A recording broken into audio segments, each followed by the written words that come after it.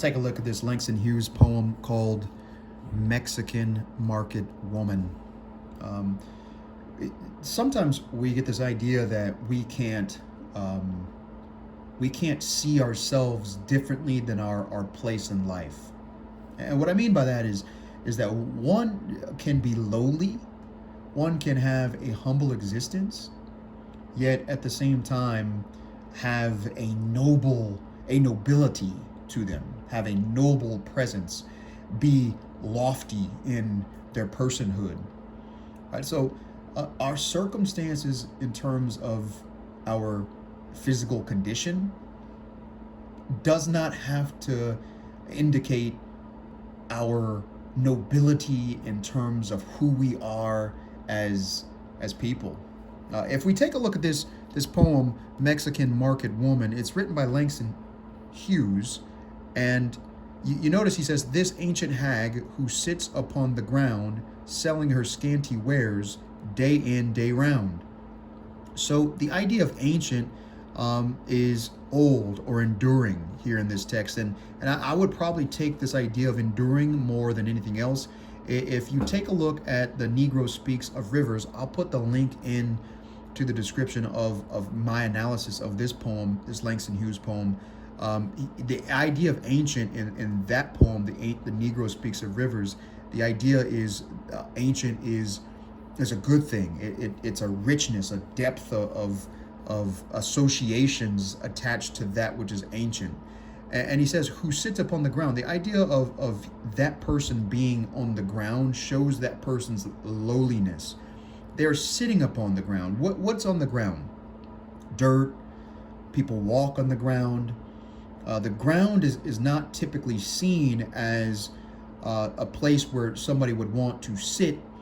It is not seen as a place of prominence, a place of power, except in certain religious sacred circles. You might talk about the ground that somebody walks on being sacred, but in most instances, the ground is seen as lowly. And I think in this case, it's seen as lowly just because of its connection to the word hag.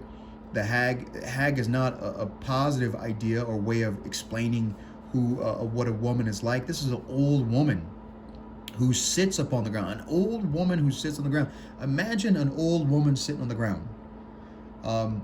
That's, at least in my culture, where I grew up, the old women didn't sit on the ground. They had the place on the seats, the couches, and people got up when the old women were around. They needed a place to sit. We got up and we let them sit on the couch. We never would let an old woman especially sit on the ground.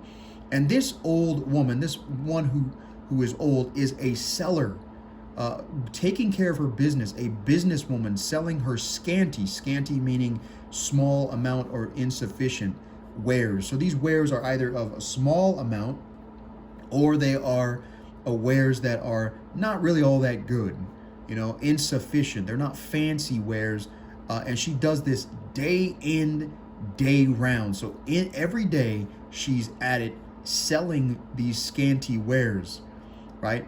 And she, however, this is almost the turn of the poem right here, right in the middle, where it says, she has known high wind-swept mountains. So now your mind goes from the ground to wind-swept mountains. She has known things in high places, and the sun has made her skin brown. So also the sun, this sun that's in the heavens, right? That's in the sky out there in the universe, has made her skin brown. And her skin is brown because she's outside mostly, and being outside mostly might indicate that she is a worker, which is she is of a lowly class, but she has been shaped by the wind in the mountains. She has been shaped by the sun in the sky.